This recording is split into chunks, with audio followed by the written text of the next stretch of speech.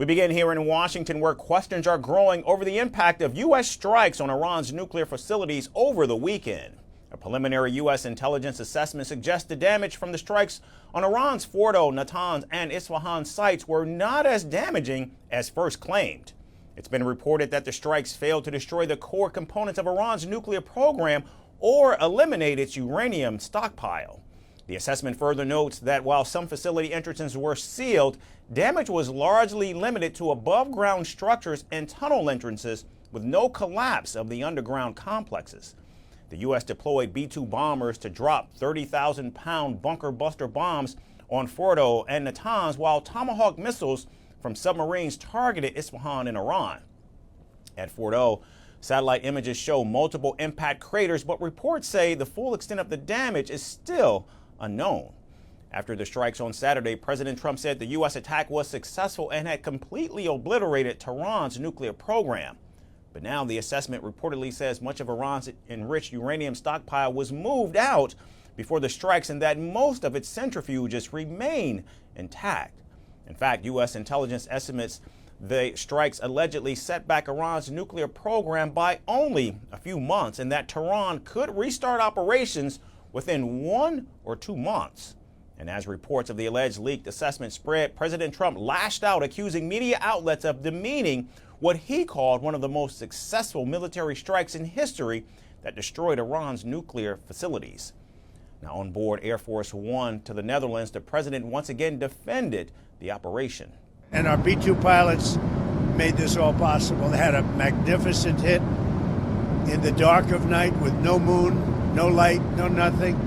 They hit the target perfectly, wiped it out. And the press is very disrespectful. I saw CNN fake news going, well, maybe it wasn't a perfect hit, it was perfect. They said maybe it did destroy it. We agree, it did destroy it, but maybe it could have destroyed it more. No, it couldn't have destroyed it more. Everyone hit. And it's very disrespectful to those great geniuses and patriots that flew those planes through tremendous danger. And the White House also dismissed the findings, calling them flat out wrong. The leaking of this alleged assessment is a clear attempt to demean President Trump and discredit the brave fighter pilots who conducted a perfectly executed mission to obliterate Iran's nuclear program. Everyone knows what happens when you drop 14 30,000-pound bombs perfectly on their targets. Total obliteration. Secretary of Defense Pete Hegseth also said the U.S. bombing campaign had obliterated Iran's ability to create nuclear weapons, insisting that the targets were hit exactly as planned. Our massive bombs hit exactly the right spot at each target and worked perfectly. The impact of those bombs is buried under a mountain of rubble in Iran. So anyone who says the bombs were not devastating is just trying to undermine the president and the successful mission. But while the president and his Pentagon chief have been bullish about the success of the strikes, the chairman of the Joint Chiefs of Staff said on Sunday that while the damage assessment was still ongoing, it would be way too early to comment on whether Iran still retains some nuclear capabilities. I know that battle damage is of great interest. Final battle damage will take some time, but initial battle damage assessments indicate that all 3 sites sustained extremely severe damage and destruction. Meanwhile, in Israel, Prime Minister Benjamin Netanyahu held the operation against Iran on Tuesday, calling it a historic victory that removed the threat of nuclear annihilation.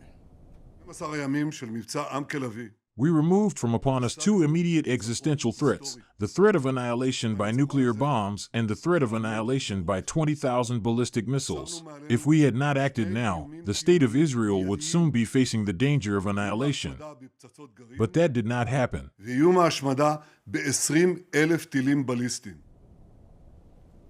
Now, despite this, Iran says it's taking measures to ensure the continuation of its nuclear program after the U.S. and Israeli strikes. And back in Washington, Democratic lawmakers remain skeptical, with questions mounting over the actual impact of the strikes. Classified briefings for both the House and Senate have also been canceled, with no new date announced as of now. So with intelligence reviews still underway, congressional briefings on hold, and the White House standing firm on its claims of success, the debate over what the strikes really achieved is far from over. Firstpost now available in 9 languages on YouTube.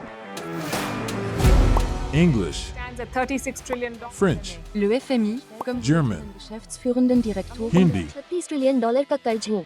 Indonesian, Pemerintah tanpa pemeriksaan. Italian, Sekali radikali. Japanese, 4兆ドル以上も。 Portuguese, por causa do próprio balanço patrimonial. Spanish. Beautiful bill. Go to Settings, click on Audio Track and select the language of your choice. Be the first to know what's happening around you in your first language. Firstpost.